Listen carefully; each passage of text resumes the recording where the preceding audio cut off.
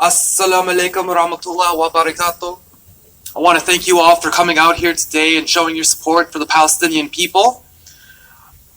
When I just heard that sister talk about the children, I have a almost 1.5-year-old son who's just standing right over there, and it brings me to tears every time I think about the fact that if we were living in Palestine, he would be the target of the Israeli Defense Force. The Palestinian people are having a genocide committed against them as we speak. And it bothers me as a parent that there are people who are justifying that. They're justifying killing children because they say it's self-defense.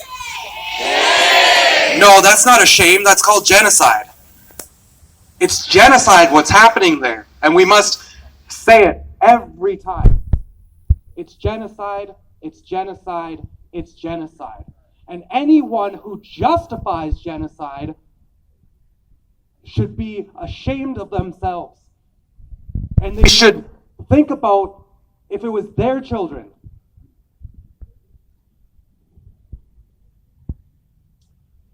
There's certain people that are protesting this protest right now.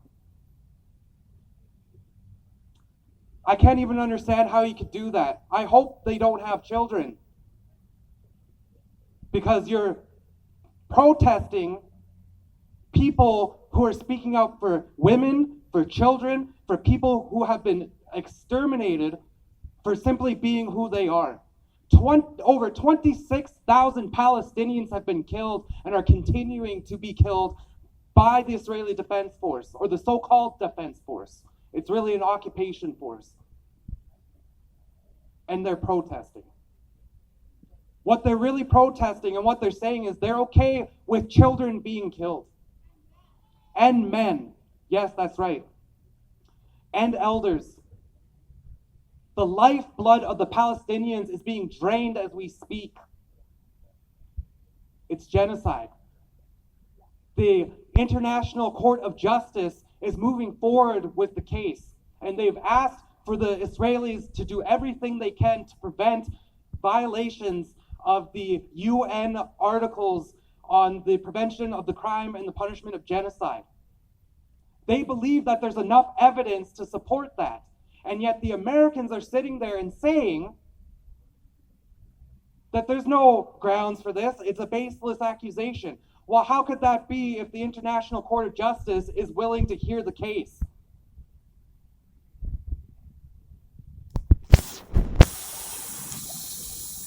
It fills me with a lot of rage that that's even being said as an Indigenous person.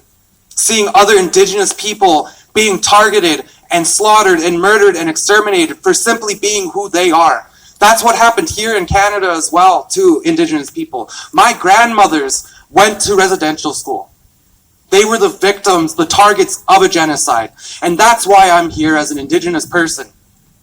Is because what's happening in Palestine is the same thing that happened to Indigenous people here in these lands. No different. It is for the same reason. They want the land.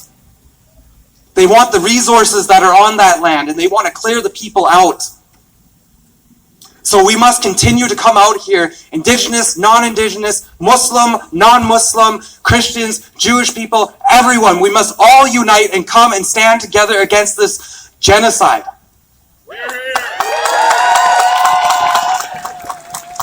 And we must not allow ourselves to be intimidated by people who want to protest people who are standing up for children. I have much more I'd like to say to those people over there, and you know who I'm referring to, but I'm just going to leave it at that, because quite frankly, I can't even understand how they can justify their position. I really can't.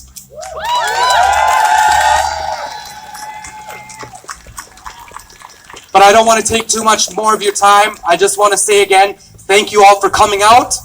Continue to come out. Support the Palestinian people. Do everything you can, and please try to bring people with you when you come to these protests.